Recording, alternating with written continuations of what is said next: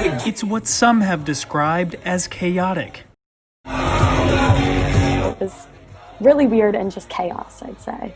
It was definitely not the safest place to be, and I could see how someone could get hurt. Words from some present at the Orchard apartment complex last Saturday, where a sea of students and others were packed closely together in the street, what Columbia Fire Chief Aubrey Jenkins described as a bad scene. So with that many people, no one man wear a mask, and it was just a bad scene. Attendees at the apartment complex saying how strange it was to see so many people packed together during a pandemic. Just very strange to see large crowds while still being in the time of coronavirus. But large gatherings aren't unusual here in Columbia, as some have been reported throughout the semester, like the pool party at Palmetto Compress and the hundreds that packed TLC Bar and Grill.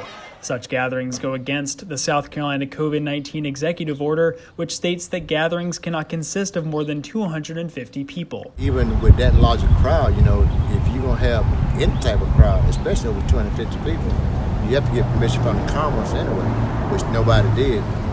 So we went ahead and dispersed it. It took us probably about an hour to disperse everybody. Although campus COVID numbers remain low, university officials say these gatherings have consequences on the community. And then they go out into the community, they go to the grocery store, they go other places where they can infect others that are more vulnerable. That's really where the problems are. Local officials like Chief Jenkins are echoing this sentiment, telling students and others to be vigilant.